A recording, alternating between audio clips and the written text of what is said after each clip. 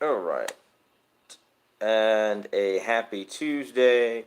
Um, Wanted to say a happy Mother's Day for all the mothers out there, the original superhero, our moms, um, and for those who gave me very good wishes for my birthday and checked in on me and all of that jazz. I really appreciate it.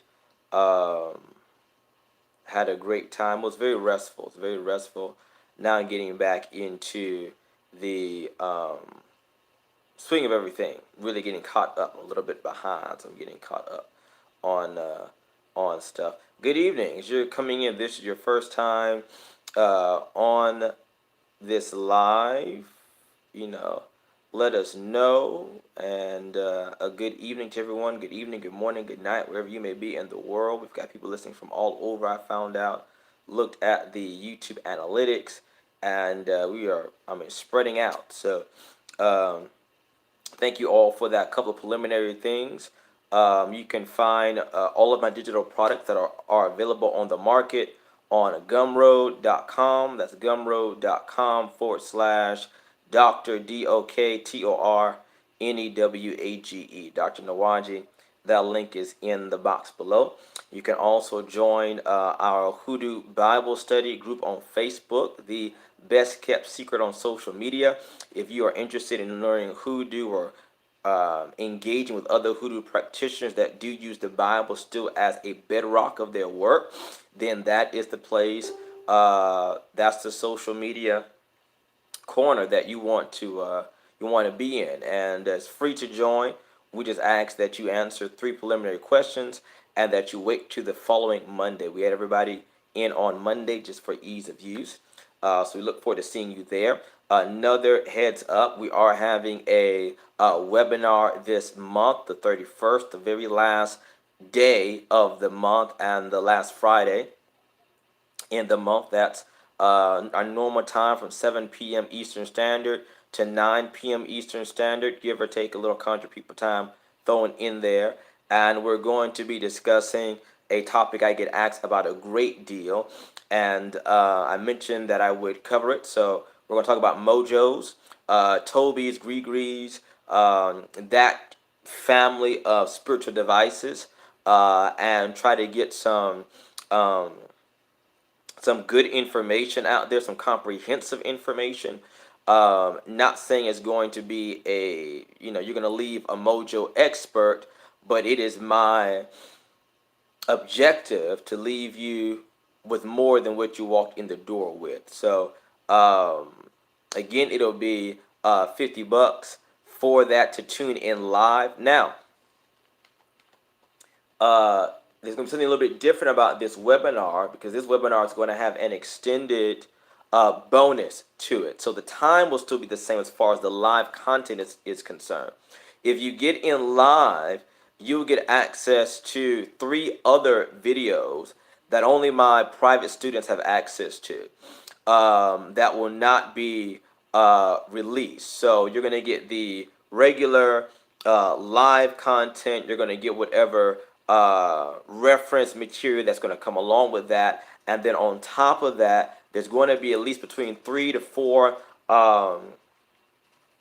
instructional videos that go a lot more in depth. They're a little bit more advanced on Mojo. So I'm thinking about going back to some of my old content and kind of making an expanded edition of them. Obviously, there'll be a premium for that. They're going to go up in price, but it'll be well worth the investment as always. So that's what's on my mind off top. Let me know what's been going on with you guys and how y'all have been doing. Excuse the change of scenery we're working on in the temple room and in the lab as well. So we're getting stuff cleaned up and moved around. So I was already in here. I said, well, let me go ahead and go live. But what's been going on in your neck of the woods?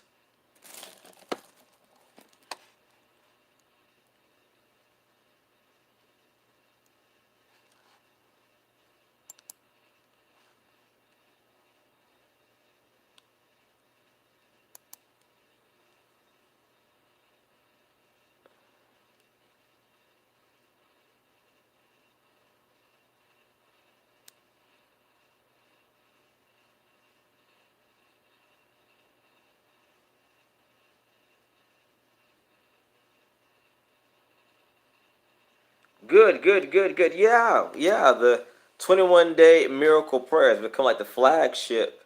Um,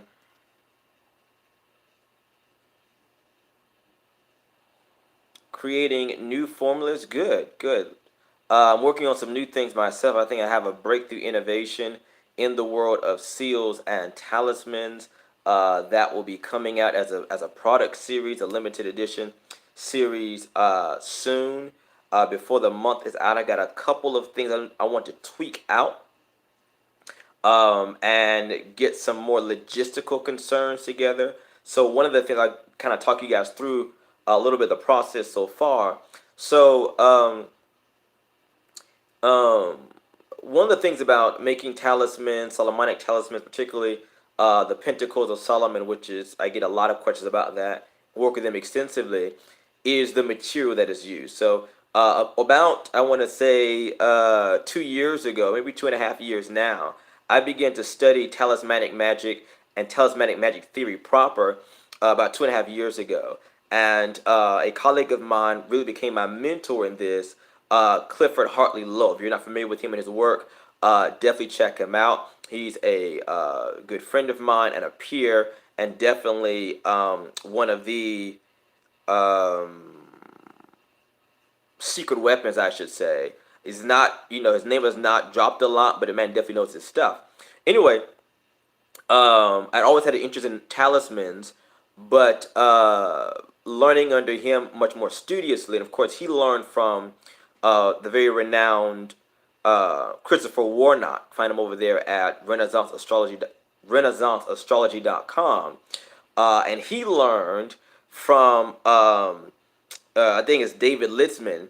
And these are the modern revivalist of the traditional, the Renaissance, and the medieval astrological systems. Okay, and so one of them, as you know, or maybe you don't, is that magic and astrology goes hand in hand. You've heard me say this a million times. These are, the three mothers of all sciences, right? Astrology, magic, and alchemy. Astrology became astronomy, alchemy became history, and magic turned into physics. So there's been a deep connection between the astrological and the magical, right? Um, Really, we would say that you really have one, which is magic, that has these two childrens, right? If you to ascend or to become more celestial, then you'd work more astrologically speaking, right? You'd ascend to the spheres, the sublunar sphere, the lunar sphere, the mercurial sphere, the Venusian sphere, the solar sphere, the Martial sphere, the jovial sphere, the Jupiterian sphere, and the Saturnine sphere. Then beyond that, you have the fixed stars. Okay, and then beyond that, into the ninth sphere, you have the prima mobile, the empyrean, and then the highest of highest. And then, of course, if you want to descend, work more materially, then you would go from then you would use alchemy, much more hands-on, much more in the physical world, right? We're dealing with metals, we're dealing with earths, whether you're dealing with you know the alchemy of minerals and metals such as metallurgy, dealing with the alchemy of plants and herbs such as spagyrics and so on and so forth. So I digress greatly, but to my original point, when you read tomes like Cornelius Agrippa and the Three Books of Occult Philosophy, when you read about the three books on life by Marsilio Ficino, when you read not um, the Picatrix, all right, which is a premier tome of astrological magic. If you're not familiar with that, if you're interested in astro magic, stellar sorcery, then that is the premium manuscript to have in your library. The Picatrix, Picatrix, the Picatrix. So anyway, when you're dealing with creating talismans of an astrological nature specifically, because there are different types of talismans, but specifically astrological talismans, then the material is important. All right. Now there are other more important aspects of a talisman, but the material is very important. If for reason then for the longevity of the talisman as far as its durability and how long it can hold a magical charge. All right. In other words, the material is relevant because the material serves as an anchor in the material world. So the more flimsy, the more weak, I should say, the material is, the weaker the link is for the talisman, or the quicker it would dissipate over time because the link begins to weaken and eventually disintegrates.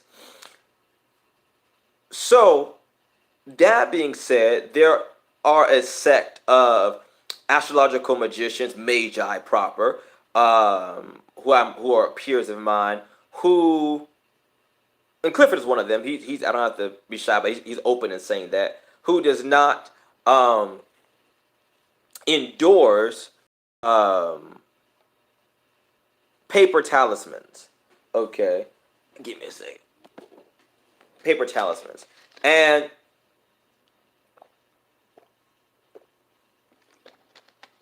on the surface, there are very good reasons for this. Now, I'm not saying that every seal put on paper is no good. Absolutely not. Okay, your experience, my experience, centuries of experience have proven that to not be true. That's not what I'm getting at.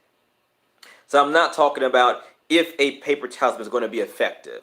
That's, for me, that's a moot point. What we are discussing, now Clifford, in his opinion, doesn't think they're effective at all.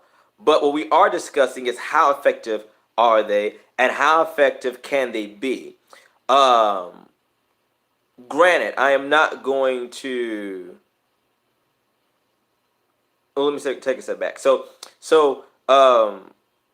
traditional materials for talismans, astrological, of course, at the top would be metals. All right, creating the talisman of a mineral. Of course, it would be one that relates to the planet or the nature, the astrological phenomenon you're trying to capture in that talisman. So if it's a fixed star talisman like Spica, or what's her name? For Medusa. Algol, an Algol talisman, the fixed star Algol, Spica, etc. Or if you're working planetary talisman, Jupiter, Mars, Saturn, then you would work according with their metals. So of course Saturn would be lead. Obviously that's not very practical today. Lead we know it to be poisonous. There are some acceptable substitutions. Jupiter, of course, has always been tin. Mars, iron, quite obvious. The sun, obviously, moon would be silver. Venus, copper. Mercury has always kind of been a mixed bag because of its nature as a planet, as a celestial energy. So aluminum has been considered a modern metal for him. I've seen a lot of great opinions on pewter being like a mix or some type of alloy metal will work well with mercury. I digress. So that would be the premium quality. But again, think about that. Who in the common folk, all right, us's, all right, who's got the time, the money, the resources to engrave or to cast, pure gold for a talisman? Not saying that the benefit of having that is not going to overweigh that, but the startup investment is steep, to say the least. Or it's a very there are high barriers to entry. Okay, silver right behind that. Yeah, you can get away with tin. You can probably get away with pewter. Pewter. Copper is getting a little expensive. Iron is probably the cheapest of them. Lead is hard as hell to cast. So those serve their own practical issues. Next to that would be gems, right? Semi-precious stones, crystals. Um, Here is a breaking a taboo. If you ask my mentors, you should never show talismans. But here is a lunar mansion talisman made with a quartz crystal. You can't see the engraving in there, but it's there. Or maybe you can a little bit. Yeah, right there. Okay, you still can't see it. This one here, maybe I get it. Maybe a little bit. You can see something. This has a lot of inclusions in it, but if I can get, yeah, it's up. Wait, you can see something. All right. Anyway, point is, crystals. All right. Now, there are a lot of crystals that are unacceptable as talismans. They will make very poor talismans, inert at best, talismans at worst.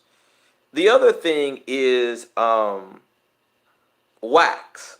All right, certain kinds of wax, because it can be polished to a shine, can be used as effective astrological talisman. I've got. I don't have any on hand. Yeah, they're all in the lab. I've got two in my bedroom. But wax talismans, all right? And then you have paper talismans. So back to my original point about this. So one of the reasons why paper talismans are scoffed at by some magicians, like I said before, is because they're not very durable. Okay. You think about craft paper or computer paper, or notebook paper, whatever. Paper's pretty fragile. It rips, it tears, it frays, it burns, it dissolves in water in many cases, etc., etc., etc. So because of that, it makes it a very weak talisman, and the link it has weakens over time. It will degrade over time. So, considering that, getting to my innovation, which is probably not innovation, but it's one to me, was, well, what if you can get a more durable paper? That's my first thought, right? People are like, oh, well, yeah, you suppose you could do that. But again, you would have to make sure that whatever the paper was made of, the material, all right, would not conflict with the magical charge it's trying to receive, which most available paper does in one level or another. It has a resisting agent, all right? Because a lot of it is dyed, it's been treated, it's got chemicals and acids and all kind of other stuff in it that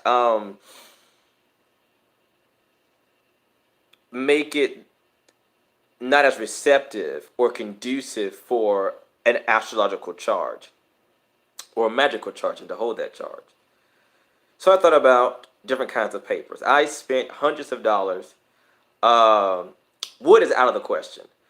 Wood is out of the question for a number of reasons. When you deal with astrological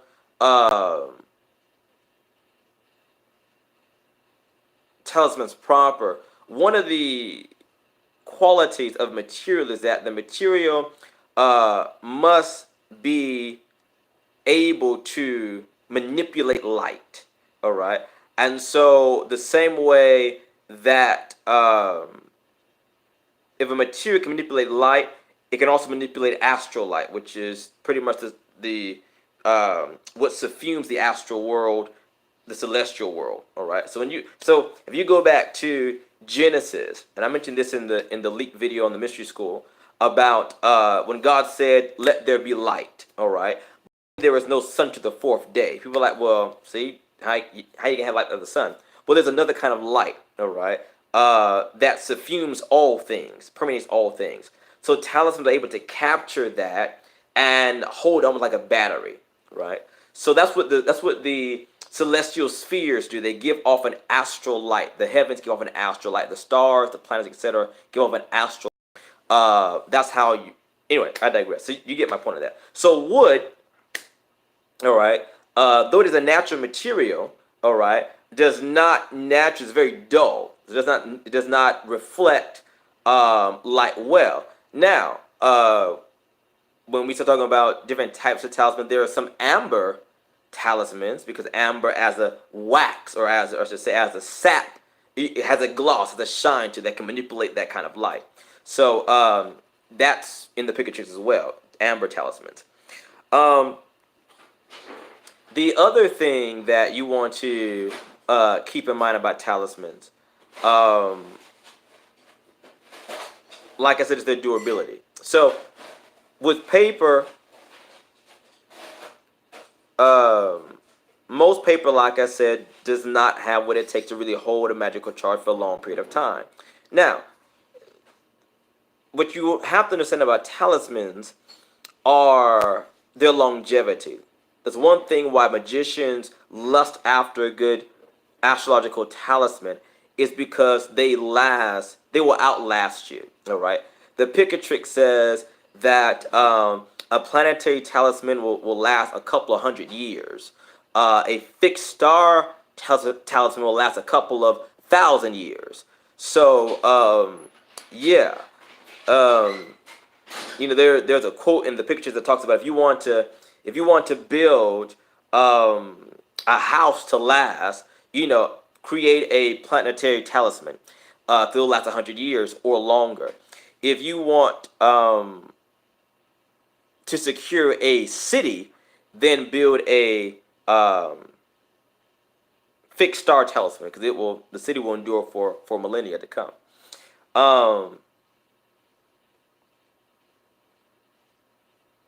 What was I going to say? So there are some references in the Picatrix about mirrors, magical mirrors, or talismanic mirrors.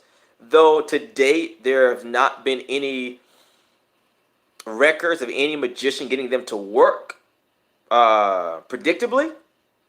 So there's something, we're still working that out as a metaphysical science about what makes those work, what makes them not work.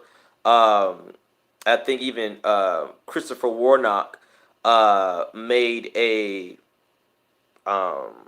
talismanic mirror prescribed in the Picatrix, and I think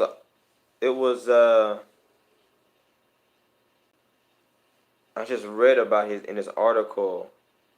I think it was for Lilith, right? But he had very drastic bad results.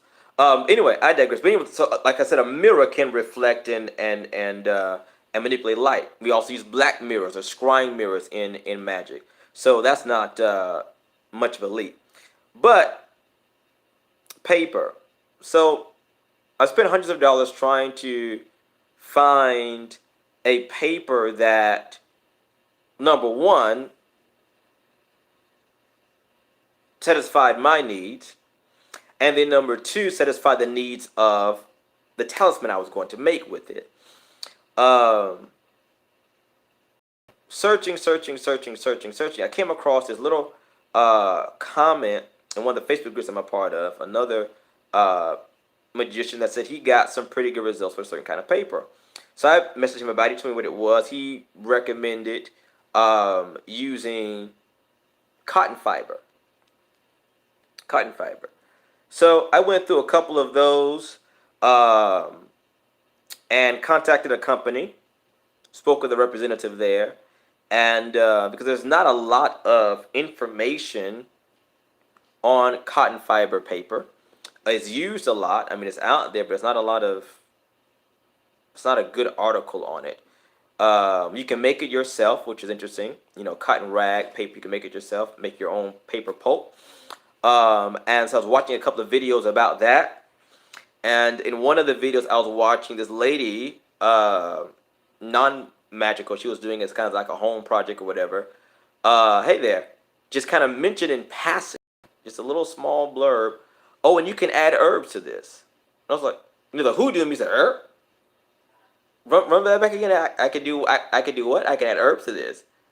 Oh, baby, you should never told me that. Oh, you should have never told me that. Nope. Still studying, still researching. came across another article. This person was magical, but their article was not about talismans. It was about herbs, and in that it talked about how he or she they would you take their paper. They would kind of make their own parchment paper by taking regular paper and staining it in a tea of an appropriate herb. So they would make a herbal infusion and then stain the paper with that and kind of infuse that herbal essence into the paper, and it'll dry, have like a very coffee stained look as a parchment paper. So, so okay. I'm getting a little warmer, getting a little closer, just piecing it all together. And when you're doing innovation in magic, you have to piece a lot of things together. That's how innovation works.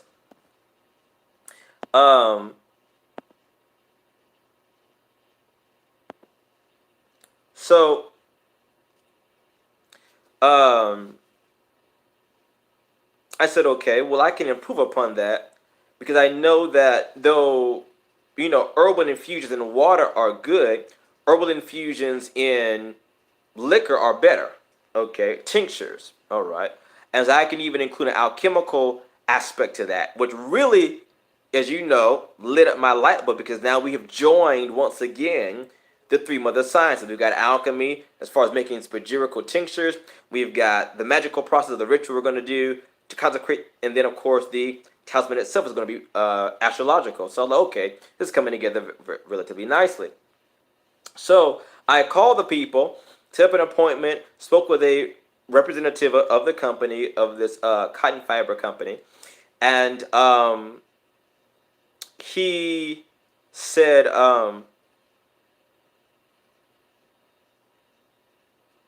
something on the lines of in his entry, something along the lines of, well, sir, a lot of people don't know, a lot of people don't think that cotton is very what did he say? Durable, something like that. He said durable, and I said, "Oh, I'm black in the South. I know quite well how durable cotton is, sir." And he kind of had a kind of a shy laugh about it. He's probably a white guy, so he probably didn't know really how to deal with that. But I said, "Yeah, I know quite well how durable cotton is." He said, "Well, cotton as a fiber, we use long fiber. What do you say? Yeah, long fibers from the cotton seed." And he says the quality of cotton that we use, quality of fiber that we use, is archival quality. So when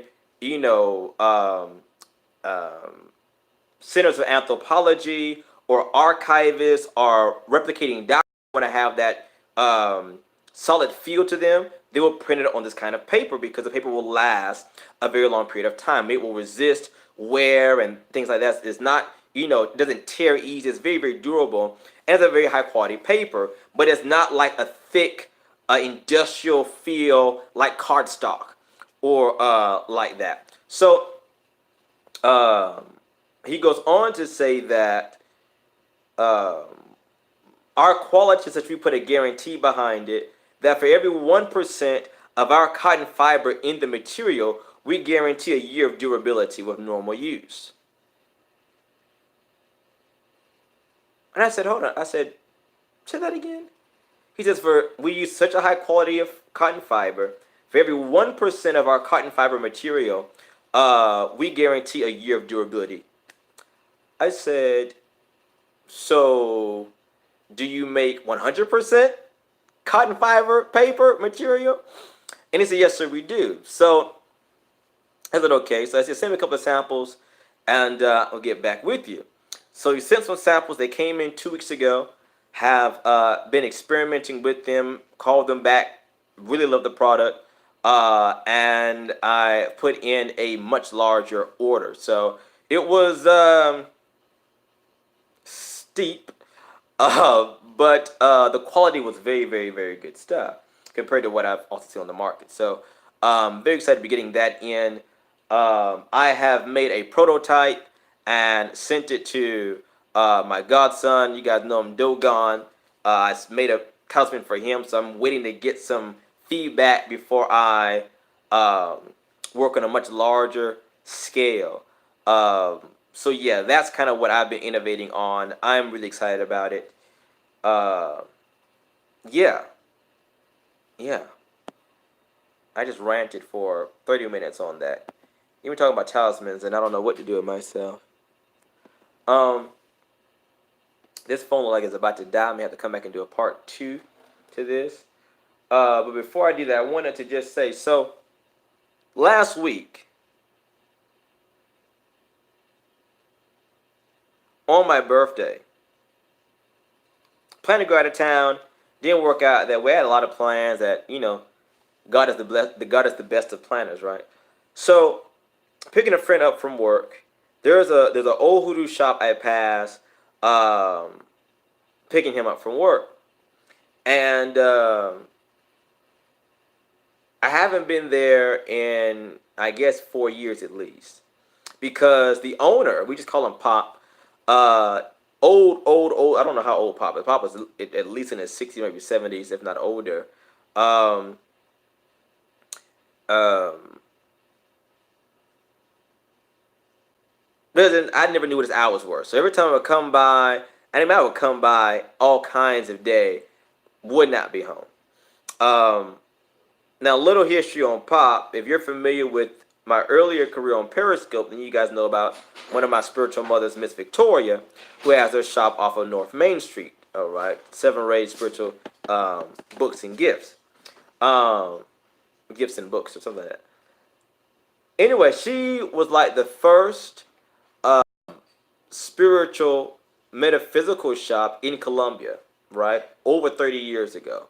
Really crack open the metaphysical door in this city. A lot of mainstream readers and spiritualists in the city have come through her or have actually been, apprenticed under her. They won't give her they won't admit that these days, but it's true. Anyway, so her and Pop kind of started off around the same time. And the legend goes that there was a big hoodoo mail order company up north, probably Chicago somewhere. There was a lot of them at, or New York, wherever. And they were going out of business. So this is over, I want to say, at least 20 years ago. Um, the legend goes that Pop got a couple tens of thousands. I've heard some say around $50,000, and went up there and purchased all they would let him have. So Pop literally has his shop. It's like 2 parts. Literally has a whole house full of candles. And I tell people this: unless you've been in there, you will think I am pulling your leg. My students think I'm lying to them. But I tell them one day we're going to go and I'm going to show you. But it's just I've not been able to catch him when he's open. And this has been going on for 4 years. But when I tell you it is like a blast from the past, I mean, and he's also working at the Smithsonian Institute as well. So he's got a lot of accolades, very humble guy, very old school worker.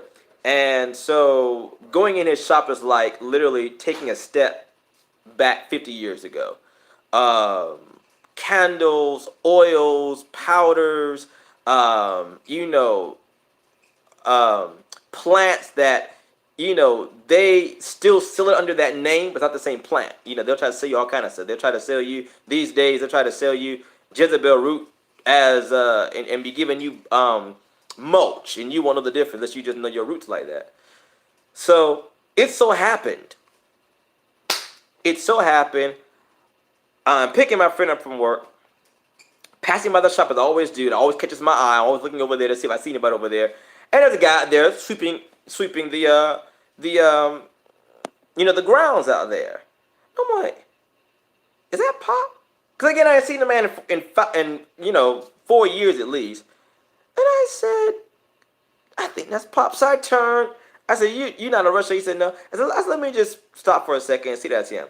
Lo and behold, it is him. I about kissed the ground.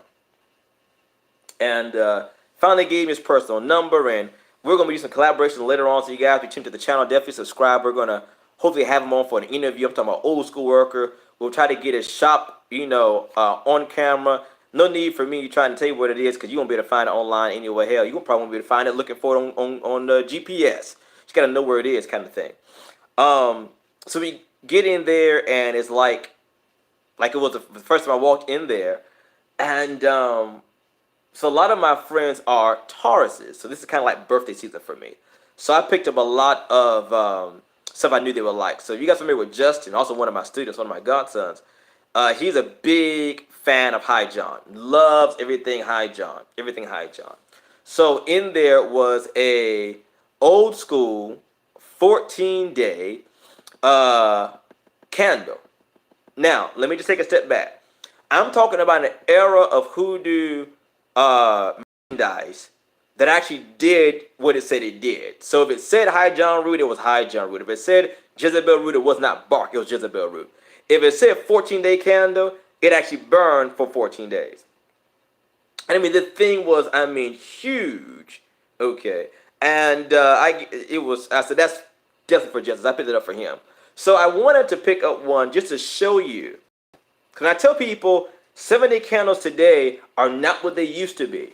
I want to show you on camera what an original 7-day candle looks like from back in the day, 30 years ago, and what they look like today. So this is a modern 7-day candle. This is a reversible candle. All right. Modern 7-day candle. All right. Got it. This is an old-fashioned, old-school 7-day candle. Yes. Just for comparison's sake, literally, I can fit one almost in the, I can. So we're talking about literal 7-day candles. These are about 5 days. Okay. You can just look at that and see what I mean by the old school stuff. You see. You're not going, these are hard to find. You're not going to, when I literally, me and Miss Victoria used to joke that Pop got candles in there so old you can't even find the wick in them no more. Okay, it's not even there. I saw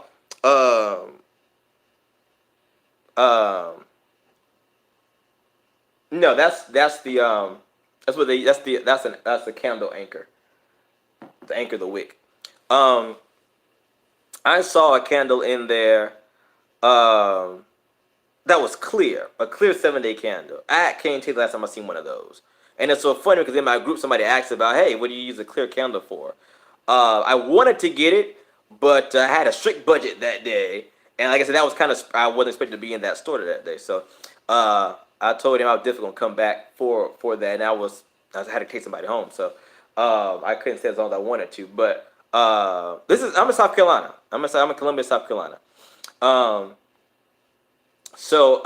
Yeah, God willing, I'll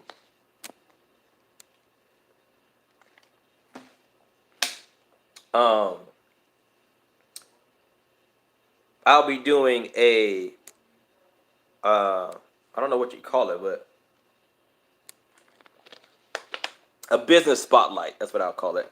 On his business on my YouTube channel. You guys can actually see the inside of the shop. I mean, when I first walked in there the first time, I knew I walked into the old school because he was burning candles. He had a little candle chapel. I think it might have been on top of an old or broken microwave or whatever from God knows when. But people would come by, they would have their candles, fixed candles with a little petition under them, old school work. So, it was interesting because he was thanking me and I was thanking him. It was like, thank you for preserving the tradition and, being young with him. I said, I'm thanking you for still being here. People don't even know that old workers are still out here doing it. No, he's not on Instagram. You won't find him on Facebook.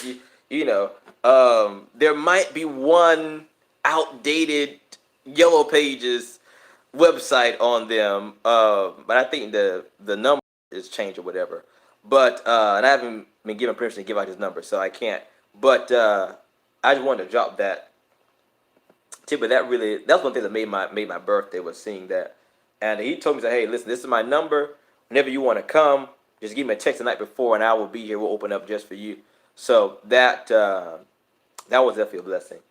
And if you're in my class, and you're here locally, then y'all know we about to go on a little field trip again. So yeah. That's what I want to say about that. That's what I wanted to say about that. This is about to die. I already know.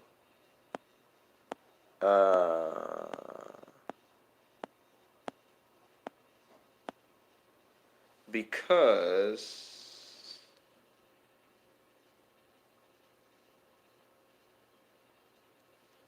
wait a minute. Don't just go to something.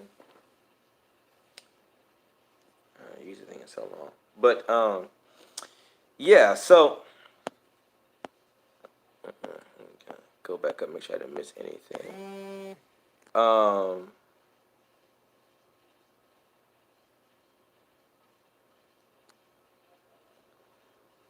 So here is an idea, okay, of these. This one is you can just feel the texture is different. It's much more durable. I cannot show a consecrated one. I don't even have any around here in arm's reach anyway, so that's a good thing. But what do I want to say? Lost my train of thought.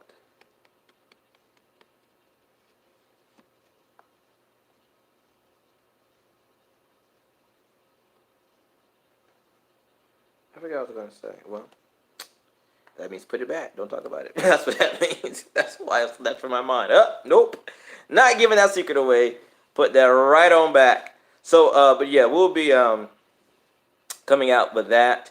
Yeah, something else I want to talk about. I can't remember what it was. But what's going on with y'all? If you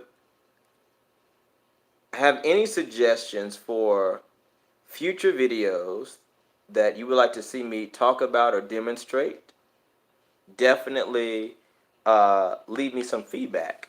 All right. I make the videos, but you guys watch them, so there's no need for me to make videos you're not gonna watch. What's the point of being on YouTube, right? You guys let me know what some of your feedback is on that, and do prepare for our webinar, the 31st. So that whenever you get around to having a treat dance, like a trip to pop in a store, could be part of the field. Yeah, absolutely. So that's, yeah. When I get students, that's one of the first parts of what we do. We go two things. Three things. We start with a lot of field work. First of all is all the spiritual shops I know in Columbia and the general area, both good, bad, and indifferent. And then we go to different sacred places of power. And we go to different areas to get, where to harvest herbs, plants. So, because you want to give back to your local area. You want to support local business. And you also want to develop a relationship with the spirits of the land. All right. If you guys have not watched the expose, I guess, or the installation that Dogon did on my channel, I think it's the last video I did, called Trap House Conjure. If you guys are familiar with his work, he is releasing Trap House Conjure as his domain, traphouseconjure.com, I think it is, or .org, something like that.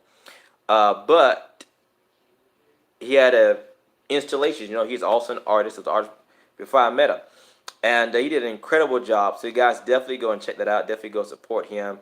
He's doing some great things there, and we need every form of preservation we can get our hands on with the technology of our ancestors. If it is through conjure proper, if it's through art, if it's through anthropology, if it's through, just supporting local businesses, if it's through classes, videos, books, whatever, however, all right, we need to do our part in whatever way we can to preserve this so that it is here for the next generation after us, right? What the ancestors gave us was a trust, right? Was a trust. So that when the time comes for them to come get us, right, it will still be left here after us for those who are going to come behind us. So I commend anyone out there who's doing that ethically, doing that with integrity, wherever they may be and however form they may be doing that in. So, yeah, I'm going to go ahead and get off of here. I've got to work on a lot of stuff. If you are in the Florida area in September, all right, or make it your business to be in the Florida area, September 13th and 14th, I believe. The Spiritualist Church of African Traditions, which I am a member and a leader in that fellowship, will be having our first convocation down there in Titusville, Florida. It'll be a 2-day event. It is going to be incredible. Absolutely incredible. We're going to have some great presentations, workshops, and lectures. Our bishop, Dr. Keone, is going to be presenting. I'm also going to be presenting. I believe Caitlin Foyce is going to be presenting.